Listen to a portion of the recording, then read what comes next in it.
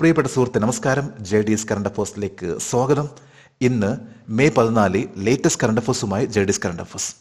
ഇന്ത്യയിലെ ആദ്യത്തെ ഒരു വ്യക്തി ഏഷ്യൻ ട്രംപോളിൻ ജിംനാസ്റ്റിക് ചാമ്പ്യൻഷിപ്പിൽ മെഡൽ കരസ്ഥമാക്കി. അതായത് ആദ്യത്തെ ഒരു വ്യക്തിയാണ് ഏഷ്യൻ ട്രംപോളിൻ ജിംനാസ്റ്റിക് ചാമ്പ്യൻഷിപ്പിൽ മെഡൽ കരസ്ഥമാക്കുന്നത്. ഇപ്പോൾ ജിംനാസ്റ്റിക്കിലെ ഒരു ഈവന്റ് ആണ് ട്രംപോളിൻ. നമ്മൾ മിക്കവാറും അമ്യൂസ്മെന്റ് പാർക്കിൽ പോയി കഴിഞ്ഞാൽ ഏതാണ്ട് നല്ലൊരു ബെഡ് പോലെ ഇരിക്കുന്ന ഒന്നിൽ കുട്ടികൾ ചാടി ചാടി അവർ ജമ്പ് ചെയ്യുന്ന ഒരു തരം മെത്ത എന്ന് പറയാൻ പറ്റും. ഏതാണ്ട് അതേപോലെയുള്ള ഒന്നാണ് ട്രംപോളിൻ എന്ന് പറയുന്ന ഒരു സംഭവം. 2024 മെയ് 12 ഹോങ്കോങ്ങിൽ വെച്ച് നടന്നിട്ടുള്ള ഏഷ്യൻ ട്രംപോളിൻ ജിംനാസ്റ്റിക് ചാമ്പ്യൻഷിപ്പിലാണ് സൃഷ്ടി കടാഗലെ സിൽവർ മെഡൽ കരസ്ഥമാക്കിയിട്ടുള്ളത്. അപ്പോൾ സൃഷ്ടി കടാഗലെ ഒരു ജിംനാസ്റ്റിക് താരമാണ്. ഈ മത്സരത്തിൽ 1ാം സ്ഥാനത്ത് എത്തിയിട്ടുള്ളത് കസഖ്സ്ഥാനും, 2ാം സ്ഥാനത്ത് ഇന്ത്യ, 3ാം സ്ഥാനത്ത് ഹോങ്കോങ്. ഓരോ കോമ്പറ്റീഷനിലും കറണ്ട് അഫേഴ്സിന് പ്രാധാന്യം ഉള്ളതുകൊണ്ട് നമ്മളെന്നും കറണ്ട് അഫേഴ്സ് അപ്ഡേറ്റ് ചെയ്ത് പോവുകയാണെങ്കിൽ അത് നമ്മുടെ നോളജ് വർദ്ധിപ്പിക്കുകയുള്ളൂ. എന്നും നമ്മൾ കറണ്ട് അഫേഴ്സിന് വേണ്ടി സമയം കണ്ടെത്തും. നമുക്ക് ഇന്നത്തെ മറ്റു കറണ്ട് അഫേഴ്സിലേക്ക് പോകാം. 2024 CBSEയുടെ ഏത് മേഖലയാണ് 12ാം ക്ലാസ്സിൽ CBSE ബോർഡ് ഫലത്തിൽ ഏറ്റവും ഉയർന്ന വിജയശതമാനം നേടിയത്? തിരുവനന്തപുരം. ഇന്നലെയായിരുന്നു ഇന്ത്യയിൽ CBSE റിസൾട്ട് പ്രഖ്യാപിച്ചിട്ടുള്ളത്. അത് +2 അതേപോലെ തന്നെ 10th. +2 തലത്തിലും അതേപോലെ തന്നെ 10th വെച്ച് നോക്കുമ്പോൾ ഇന്ത്യയിൽ ഏറ്റവും ടോപ്പിൽ വന്നിട്ടുള്ള ഒരു റീജിയൻ എന്ന് പറയുമ്പോൾ അത് തിരുവനന്തപുരം റീജിയനാണ്. ഇപ്പൊ കേരളത്തിലെ എല്ലാ CBSE സ്കൂളും ലക്ഷദ്വീപിൽ സ്കൂൾ അടങ്ങുന്ന ഒന്നാണ് ട്രിവാൻഡ്രം റീജിയൻ. തിരുവനന്തപുരം റീജിയൻ ആണ് 99.91% +2 നേടിയിട്ടുള്ളത്. പ്രയാഗ്രാജ് ആണ് ഏറ്റവും കുറവ്. Passing percentage 78.25%.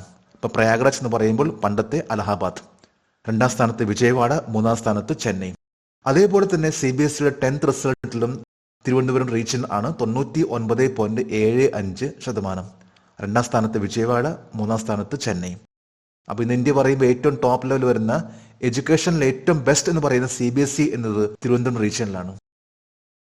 ഒരു സ്ത്രീയുടെ മരണശേഷം കേരളത്തിലെ ക്ഷേത്രങ്ങൾ വഴിപാട് നിരോധിച്ച പൂവ് ഏതാണ്?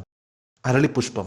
ഒലിയാണ്ടർ എന്ന പേരിൽ അറിയപ്പെടുന്ന അരളിപുഷ്പം ഇന്ന് കേരളത്തിലെ 2 ദേവസ്വം ബോർഡ് ഈ പുഷ്പം പ്രസാദമായിട്ട് ഭക്തർക്ക് നൽകുന്നത് നിരോധിച്ചിരിക്കുകയാണ്. നമുക്കെല്ലാവർക്കും അറിയാവുന്ന ഒരു വാർത്തയാണ്. ഈയടുത്ത് ഒരു പെൺകുട്ടി അരളിപ്പൂ കഴിച്ചു, അതിലൂടെ മരണം സംഭവിക്കുകയും അതിനുശേഷമാണ് ഇത്തരത്തിലുള്ള ഒരു നീക്കം. കേരളത്തിൽ 5 ദേവസ്വം ബോർഡ്സ് ആണുള്ളത്.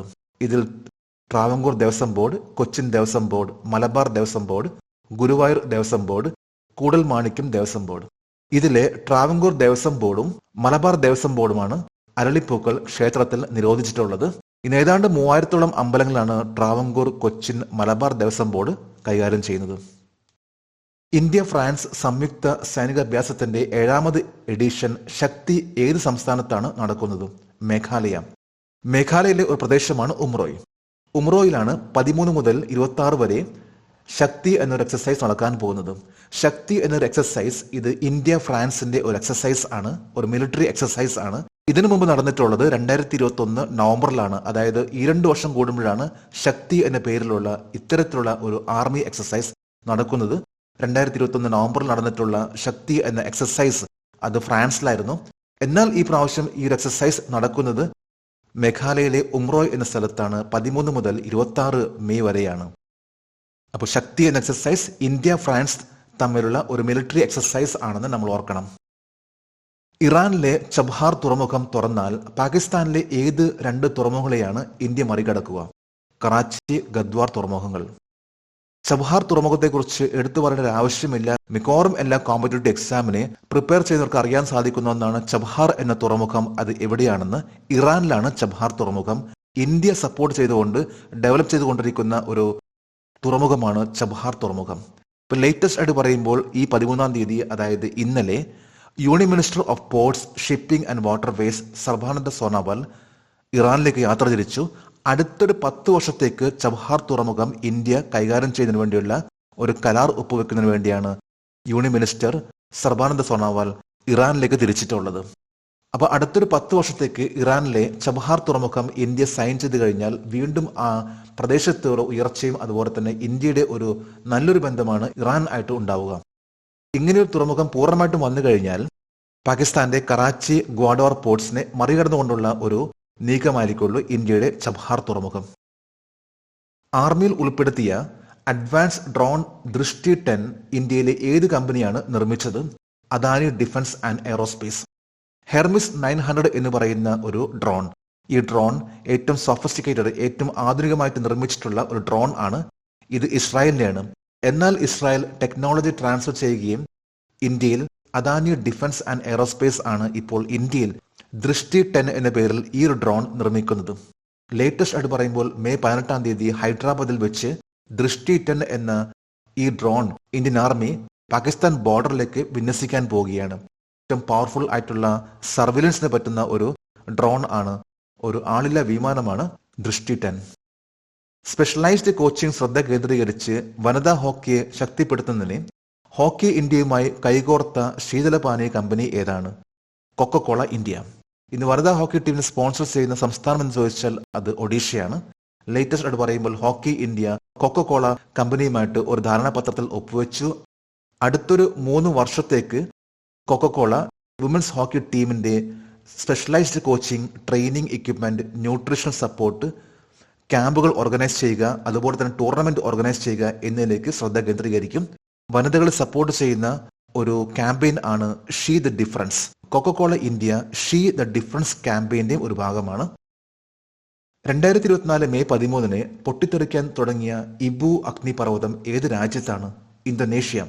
ഇന്ന് ഇന്തോനേഷ്യയിൽ ഏതാണ്ട് 500ഓളം അഗ്നിപർവ്വതങ്ങൾ ആണുള്ളത്. ഇതിൽ 130 അഗ്നിപർവ്വതങ്ങൾ വളരെ ആക്റ്റീവായിട്ടുള്ള അഗ്നിപർവ്വതങ്ങളാണ്. ഇതിലെ ഒന്നാണ് ഇബു അഗ്നിപർവ്വതം. ഈ കഴിഞ്ഞ മെയ് 13, അതായത് ഇന്നലെ അതിരാവിലെ മുതൽ അഗ്നിപർവ്വതം പൊട്ടിത്തെറിക്കാൻ തുടങ്ങി. ഇതിന് ഏതാണ്ട് ചാരം 5 കിലോമീറ്റർ ഉയരത്തിൽ വരെയും ഉയർന്നു പൊങ്ങുന്ന രീതിയിലുള്ള ഒരു പൊട്ടിത്തെറിയാണ് ഉണ്ടായിട്ടുള്ളത്. ഭൂമിയുടെ അടിത്തട്ടിലെ പസഫിക് റിംഗ് ഓഫ് ഫയർ, ഇതിന്റെ ഭാഗമായിട്ട് വരുന്ന ചില രാജ്യങ്ങളിലെ ഒന്നാണ് ഇന്തോനേഷ്യ. ഇന്തോനേഷ്യയിൽ ഏതാണ്ട് 500ഓളം ആക്റ്റീവായിട്ടുള്ള അഗ്നിപർവ്വതങ്ങൾ ആണ് ഉള്ളത്.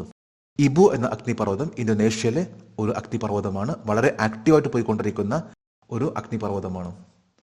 ഇന്നലെ മെയ് 13 ഇന്നലത്തെ കറണ്ട് അഫയേഴ്സിലെ ഒരു ചോദ്യമാണ്, അടുത്തിടെ വാർത്തകളിൽ കണ്ട ഷിങ്കുല പാസ് ഏത് സംസ്ഥാനത്താണ് സ്ഥിതി ചെയ്യുന്നത്? ഇതിന്റെ ഉത്തരം ഹിമാചൽ പ്രദേശ്. ഹിമാചൽ പ്രദേശും ലഡാക്കുമായിട്ട് ബന്ധിപ്പിക്കുന്ന ഒരു ചുരമാണ് ഷിങ്കുല പാസ്. ഷിങ്കുല എന്ന് പറയുന്ന ഈ ഒരു ചുരം, ഇത് ഹിമാചൽ പ്രദേശും ലഡാക്കുമായിട്ട് ബന്ധിപ്പിക്കുന്ന 16,703 അടി ഉയരത്തിലാണ് ഷിങ്കുല പാസ്. ഈ ഒരു ചുരം ഇപ്പോൾ നിർമ്മാണത്തിലാണ്. ബോർഡർ റോഡ് ഓർഗനൈസേഷൻ ആണ് 4.1 കിലോമീറ്റർ നീളത്തിലുള്ള ഷിങ്കുല പാസ് അല്ലെങ്കിൽ ഷിങ്കുല ചുരം നിർമ്മിച്ചുകൊണ്ടിരിക്കുന്നത്. ഏതാണ്ട് 1,681.5 കോടി രൂപ മുടക്കിക്കൊണ്ടുള്ള ഒരു പ്രൊജക്ട് ആണ് ബോർഡർ റോഡ് ഓർഗനൈസേഷന്റെ. ഇത് വന്നു കഴിഞ്ഞാൽ ലോകത്തെ ഏറ്റവും ഹയസ്റ്റ് ആയിട്ട് നിൽക്കുന്ന പ്രദേശങ്ങളിലെ ഒരു ഏറ്റവും നീളം കൂടിയ ഒരു ചുരമായിരിക്കുള്ളൂ 4.1 കിലോമീറ്റർ നീളത്തിലുള്ള ഷിങ്കുല പാസ് എന്ന് പറയുന്ന ഷിങ്കുല ചുരം. ഇത് ഹിമാചൽ പ്രദേശും ലഡാക്കും തമ്മിൽ ബന്ധിപ്പിക്കുന്ന ഒരു ചുരമാണ്. ജേഡിസ് കറണ്ട് അഫയേഴ്സിന്റെ ഇന്നലത്തെ ഈ ചോദ്യത്തിന് മറുപടി നൽകിയിട്ടുള്ള ഓരോരുത്തർക്കും ജേഡിസ് കറണ്ട് അഫയേഴ്സിന്റെ ആശംസകൾ. 2024 CBSEയുടെ ഏത് മേഖലയാണ് 12ാം ക്ലാസ് CBSE ബോർഡ് ഫലത്തിൽ ഏറ്റവും ഉയർന്ന വിജയ ശതമാനം നേടിയത്? തിരുവനന്തപുരം. ഒരു സ്ത്രീയുടെ മരണശേഷം കേരളത്തിലെ ക്ഷേത്രങ്ങൾ വഴിപാട് നിരോധിച്ച പൂവ് ഏതാണ്? അരളിപുഷ്പം. ഇന്ത്യ ഫ്രാൻസ് സംയുക്ത സൈനികാഭ്യാസത്തിന്റെ 7ാമത് എഡിഷൻ ശക്തി ഏത് സംസ്ഥാനത്താണ് നടക്കുന്നത്? മേഘാലയ. ചൈനയിലെ ഹോങ്കോങ്ങിൽ നടന്ന ഏഷ്യൻ ട്രംപോളിൻ ജിംനാസ്റ്റിക് ചാമ്പ്യൻഷിപ്പിൽ മെഡൽ നേടിയ ആദ്യ ഇന്ത്യക്കാരന്റെ പേര്? സൃഷ്ടി ഖണ്ഡാഗലെ. ഇറാനിൽ ചബഹാർ തുറമുഖം തുറന്നാൽ പാകിസ്ഥാനിലെ ഏത് 2 തുറമുഖങ്ങളെയാണ് ഇത് മറികടക്കുക? കറാച്ചി, ഗദ്വാർ തുറമുഖങ്ങൾ. ആർമിയിൽ ഉൾപ്പെടുത്തിയ അഡ്വാൻസ് ഡ്രോൺ ദൃഷ്ടി 10 ഇന്ത്യയിലെ ഏത് കമ്പനിയാണ് നിർമ്മിച്ചത്? Adani defence and aerospace. Specialised coaching ശ്രദ്ധ കേന്ദ്രീകരിച്ച് വനിതാ ഹോക്കിയെ ശക്തിപ്പെടുത്തുന്നതിന് ഹോക്കി ഇന്ത്യയുമായി കൈകോർത്ത ശീതളപാനീയ കമ്പനി ഏതാണ്? Coca Cola India. 2024 മെയ് 13 പൊട്ടിത്തെറിക്കാൻ തുടങ്ങിയ ഇബു അഗ്നിപർവ്വതം ഏത് രാജ്യത്താണ്?